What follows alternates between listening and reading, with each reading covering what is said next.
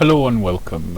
It's been quite a long time that I spoke to you directly, and even that I have posted anything of value. But today I felt that I have to say something about the situation evolving in Afghanistan.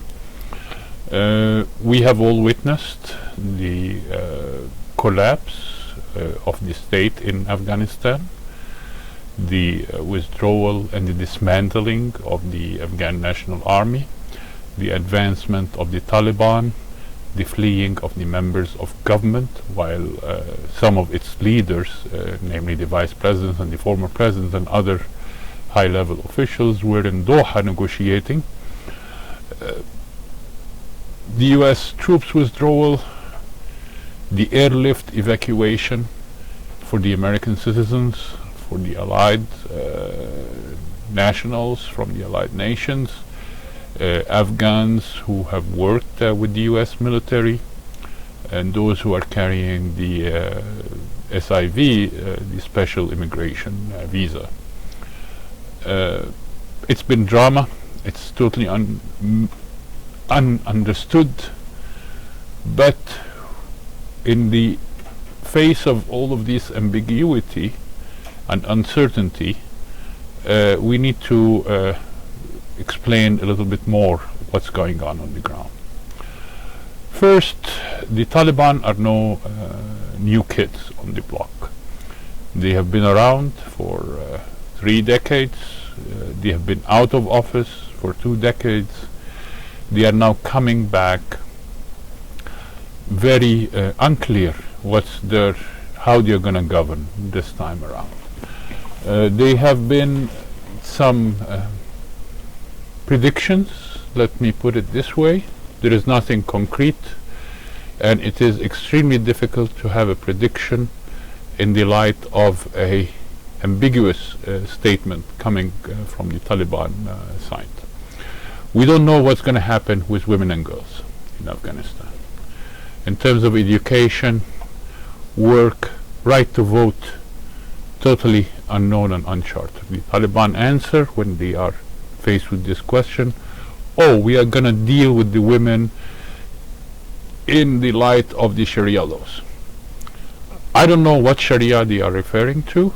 It's also an ambiguous, because for those who don't know, Sharia law, it's not derived from one source. It's, in layman's term, it's a jurisprudence. These clerics and religion scientists, if I would be able to use this term, they actually started this process maybe 200 years after the demise of the Prophet, of the passing of the Prophet Muhammad. So a large part of the so-called Sharia laws are derived from Hadith. Hadith is not part of the holy book. It's stories and statements carried from one to the other. I do not trust the accuracy of it. There have been many interpretations. If we look back to the history, the historical context or the historical period where this process started was as logically expected, politically influenced.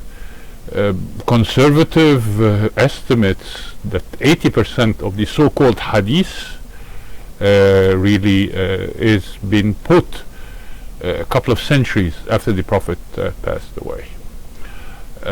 This is one, the ambiguity in the Taliban statement.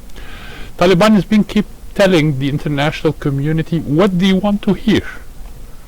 Oh, we're going to be good, we're going to be done. Negotiations and the leadership.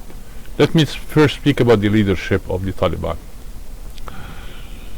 The leadership of the Taliban in 2021 is structured more along the Iranian leadership ladder. You have a supreme leader, the religious leadership, and that's the Mullah Akhundzada. You have the political leadership, and that's equivalent to or relating to the Mullah Baradar, who has been the chief political face of the Taliban.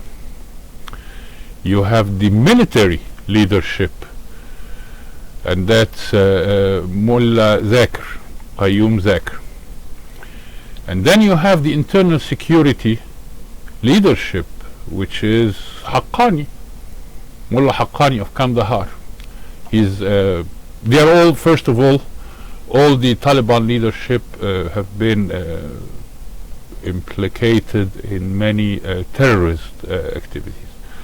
Baradar, for example, I heard that all of them were at one point in Guantanamo, but Baradar, that's for sure, was imprisoned in Guantanamo for an extended period of a few years.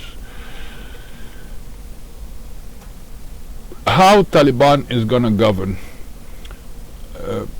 First, there is no indication how they're going to pay for the items in their budget.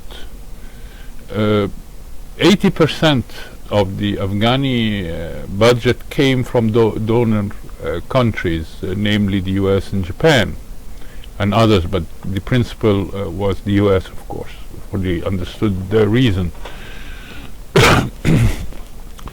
But down the line,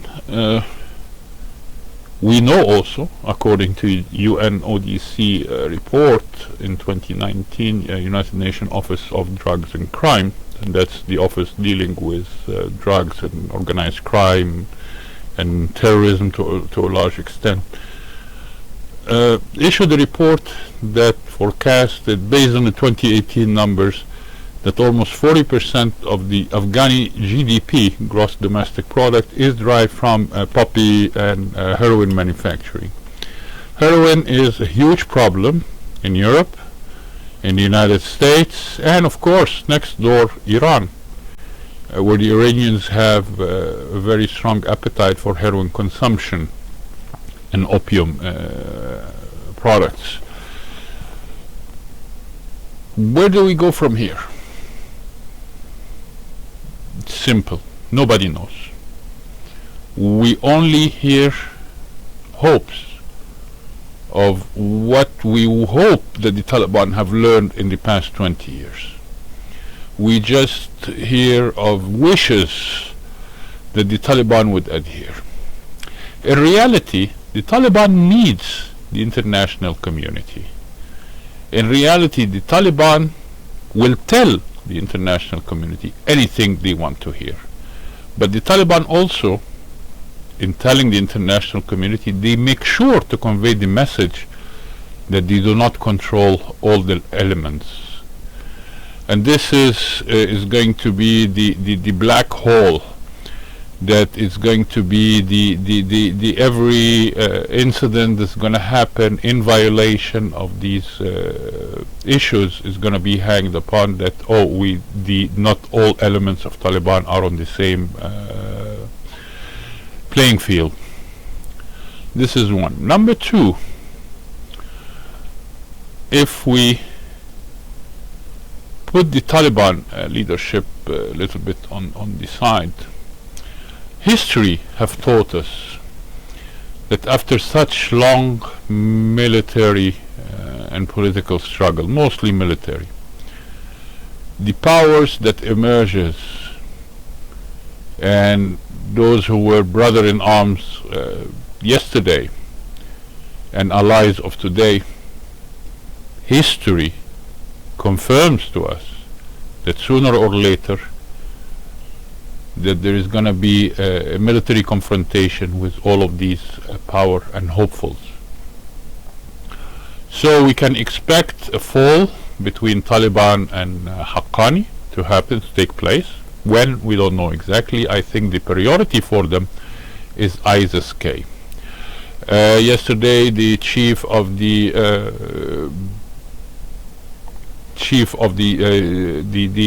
chairman of the Joint Chiefs of the U.S. military said in the press briefing with the Secretary of Defense, Lloyd Austin, that they are going to cooperate with Taliban in fighting ISIS-K. And this is a new player on the block. Not really new, it's an offshoot from the ISIS, the caliphate in Syria and Iraq. Seriously, I don't really, all what I have are worries. I don't have any information because there is no information available. The entire world is waiting to see what's Taliban's next move. Is Taliban going to be recognized? Highly doubtly. Maybe there are a few countries that I would say Taliban group of friends, namely Pakistan, Qatar, Iran, China, have made statements that they're going to recognize Taliban. On the other side, Taliban is not going to be recognized in the Western capitals just because they showed up. They have to prove their worthiness. They have to prove that they are able to act and behave like a responsible member of the international community, and that is highly doubtful. I think this is enough as a foundation, but I'm sure that we're going to be back revisiting this issue once more. I'm sorry I'm pacing because I was just coming from the outside. It's been a busy day with several briefings, but I felt that I need to get you this note because I've been receiving questions, as you could imagine, over the past couple of weeks, and requests for interview, which unfortunately I had to decline because of the ambiguity in the situation, and since the US forces were still in withdrawal mode, and I did not want to my opinions be misconstrued at some circles. Thank you, and I hope that we will continue the conversations very soon. Thank you.